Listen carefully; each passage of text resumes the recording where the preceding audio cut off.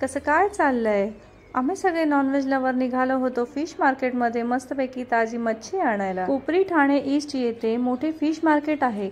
येथे सर्व प्रकारची मच्छी अगदी ताजी आणि स्वस्त दरात मिळते। आम्हाला तिथे पोहोचायला थोडा उशीर झाला, म्हणजे 10च्या सुमारास सकाळी आम्ही तिथे पोहोचलो असू। तिथली ऑलमोस्ट मच्छी सगळी विकली गेली होती आणि जी होती त्याचे भाव आता त्यांनी डबल टिब्बल लावले होते। धक्काबुक्की करत मी पुढे आले आणि पाहिले तर आमची वहिनी चक्क कोलंबी पकडत होती। अमेझिंग! चला, एक टायमाची सोय झाली। कोलंबीची विक्री बघता असे वाटते आज सगळेजण कोलंबीच बनवणार आहेत। माशांचे एवढे प्रकार बघून काय घेऊ आणि काय नको असं झालं होतं। कोळींताईची तर जास्त कमाई झाली होती।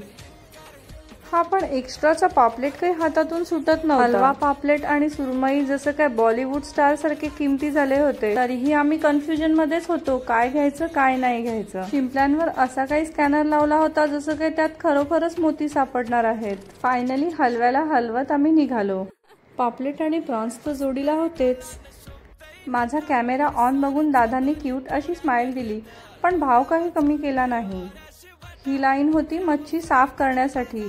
बापरे, यात अजून अर्धा तास गेला। मच्छीची साफसफाई करून आम्ही घरी जायला निघालो। इथले रस्ते बघून तर गावची आठवण येत होती।